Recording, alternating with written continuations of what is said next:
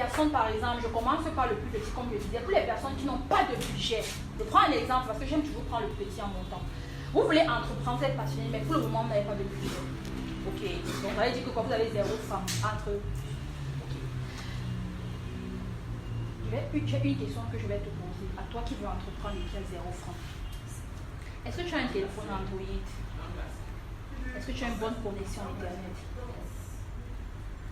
Parce que si tu me dis que tu n'as pas de téléphone Android, tu n'as pas la connexion, tu n'as pas l'argent, je vais te dire vraiment, tu sais quoi, va étudier.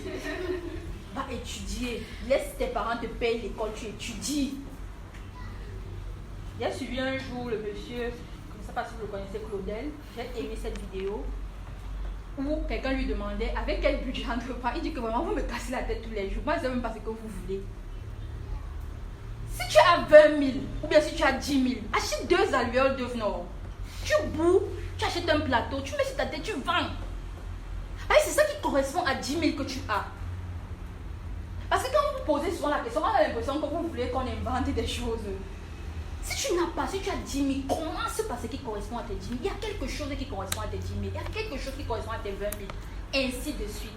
Mais ce qu'il ne faut pas faire, c'est que tu as 10 000, mais tu veux bâtir une entreprise de 3 millions, de 10 millions au début. Ça, c'est ce qui n'est pas possible.